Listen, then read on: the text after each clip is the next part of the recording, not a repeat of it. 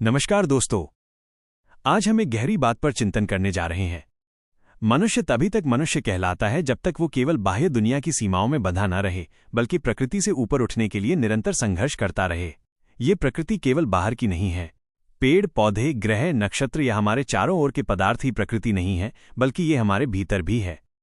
हमारे मनोवेग, हमारी इच्छाएं, हमारी वासनाएं और हमारी भावनाएं भी उसी प्रकृति का हिस्सा हैं। बाहरी प्रकृति को जीत लेना सचमुच अद्भुत है।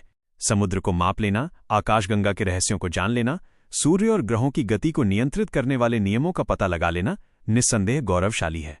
लेकिन उससे भी असंख्य गुना महान है आंतरिक प्रकृति पर विजय पाना। स्वामी विवेकानंद ने कहा था, जिसने बाहर की दुनिया पर विजय पाई है वो केवल आधा विजेता है। असली विजेता वही है जिसने अपने मन, अपनी इच्छाओं और अपनी वासनाओं को जीत लिया।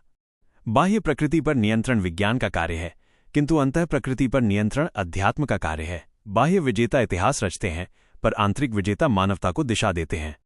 दोस्तों, मनुष्य का सामान्य स्वभाव यही है कि वो विराट चीजों की ओर आकर्षित होता है।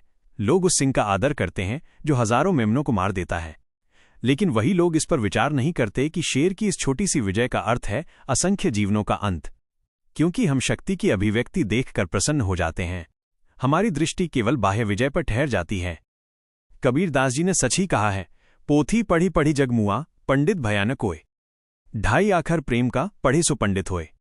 ये ढाई आखर प्रेम केवल बाहरी ज्ञान से नहीं आता, ये तो तब आता है जब हम अपने भीतर झांकते हैं, अपने मन को जीतते हैं और करुणा, दया व धर्म को जीवन का आधार बनाते हैं। हर समाज में कुछ ऐसे लोग जरूर होते हैं जिन्हें इंद्रियों के विषयों में कोई रस नहीं मिलता। उन्हें खाने, सोने या इकट्ठा करने में कोई आनंद नहीं मिलता। उनका हृदय भीतर की ओर मुड़ता है। वे सूक्ष्मतर तत्वों की झांकी पा लेते हैं और उसी झांकी को पाने के लिए जीवन भर प्रयत्नशील रहते हैं। दोस्तों, ये वही मार्ग है जिसे हमारे ऋषि मुनियों ने अपनाया था। बाहरी विजय सीमित है। आप चाहे कितनी भी संपत्ति इकट्ठा कर लो, कितनी भी तकनीक बना लो, ये सब क्षणिक है। लेकिन यदि आप भीतर विजय पा लेते हैं, अपने क्रोध, वासना, ईर्ष्या और लोभ को जीत लेते हैं, तो ये विजय शाश्वत हो जाती है। भगवद गीता में श्री कृष्ण ने कहा है, नात्मानम वसादयेत, आत्मैव ह्यात्मनो बंधुरात्मैव रिपुरात्मना। अर्थात मनुष्य को चाहिए कि वह अपने ही द्वारा अपने को उठाए, अपने को गिरने न दे, क्योंकि मनुष्य स्वयं ही अपना मित्र है और स्वयं ही अपना शत्रु है। वास्तव में बाह्य जगत को जीतना सरल है, परंतु आंतरिक जगत को जीतना अत्यंत कठिन। बाहरी शत्रु से लड़ना कभी कभी आसान होता है, क्योंकि वो सामने दिखता है, पर भीतर के शत्रु माइनस काम, क्रोध, लोभ, मोह, अहंकार माइनस ये अदृश्य हैं। ये हमारे अपने ही मन के भीतर छिपे रहते हैं। इन्हें पहचानना और जीतना ही सच्चा धर्म है। गौतम बुद्ध ने कहा था, हजारों युद्ध जीतने से अच्छा है यदि तुम स्वयं को जीत लो, तब विजय तुम्हारी होगी और कोई इसे तुमसे छीन नहीं सकता। यही आत्म विजय है, यही मानव जीवन का सर्वोच्च उद्देश्य है। दोस्तों, आज का समाज भौतिकता में उलझा हुआ है। हर व्यक्ति बाहर की वस्तुओं को पाने के लिए दौड़ रहा है। नौकरी, पैसा, घर, पद, यश, ये सब आवश्यक है, लेकिन यदि केवल इन्हीं में जीवन बीत जाए तो ये अधूरा है।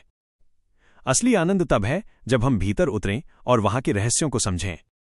रामकृष्ण परमहंस कहा करते थे, बाहर की वस्तुओं में आनंद ढूंढना ऐसा है जैसे कोई कौवा रोटी के टुकड़े में मोती ढूंढे। असली मोती तो भीतर है, आत्मा में है। यही कारण है कि हर युग में कुछ महापुरुष हुए हैं जिन्होंने हमें भीतर की ओर मोड़ा है। महावीर ने कहा, विजय सबसे बड़ी वही है जो मनुष्य स्वयं पर पाता है। तिरुवल्लुवर ने लिखा, जो स्वयं को जीत लेता है उसके लिए जीतने को और कुछ नहीं बचता। उपनिषदों ने घोषणा की, अस्तो मां सद्गमय, तमसो मां ज्योतिर्गमय, मृत्योर्मा अमृतम गमय। ये सभी वचन हमें भीतर की ओर ले जाते हैं, आत्मा की ओर ले जाते हैं। दोस्तों, अब प्रश्न ये है कि आंतरिक विजय कैसे पाई जाए। इसका उत्तर सरल है, लेकिन साधना कठिन। पहला है आत्म जागरूकता, अपने विचारों को देखना सीखो। दूसरा है अनुशासन, इच्छाओं को वश में करना।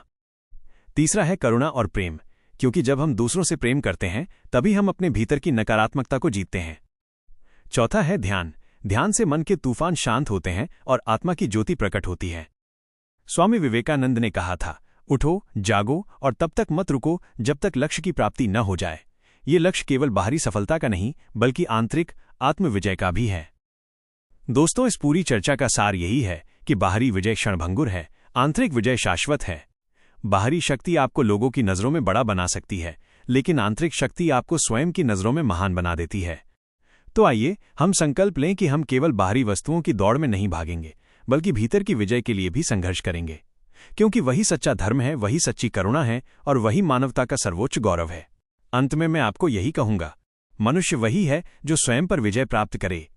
दोस्तों, यदि ये विचार आपको प्रेरणादायक लगे तो चैनल को लाइक और सब्सक्राइब जरूर करें, ताकि ऐसे ही और भी गहन और प्रेरणादायक विचार आपके जीवन को रोशन करते रहें। धन्यवाद।